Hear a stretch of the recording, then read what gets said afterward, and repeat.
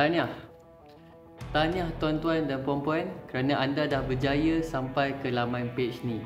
Bila anda dah tengok video saya ni, meaning anda dah boleh tahu dah anda antara 100 orang yang terawal yang dapat pilihan untuk join webinar kita secara percuma, ataupun jika anda ada bajet lebih boleh masuk dalam webinar VIP kita.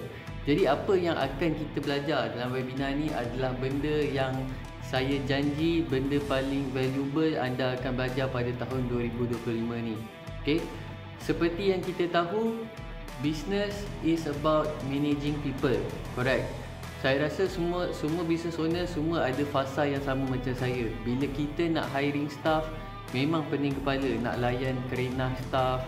Okay, ada yang nak cuti, ada lagi kita dah ajar dia 10 kali pun tak faham bahasa. Okay, so isu-isu ni saya jamin semua business owner ada. Okay, tapi bayangkan kalau kita dapat buat satu lagi diri kita ni, kita dapat buat clone kita lagi satu untuk bantu operatekan business.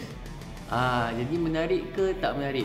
Okay, pasal kalau kita bayar staff pun dah harga 1,700 minimum sebulan.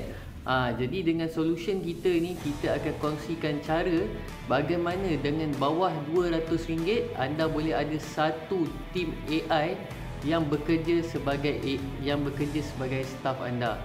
Okay, so kalau anda berminat, jangan lupa register di bawah. Saya jumpa anda pada tarikh webinar. Okay, kami akan hantar reminder satu hari sebelum tarikh webinar. Okay, jumpa anda di sana. Assalamualaikum.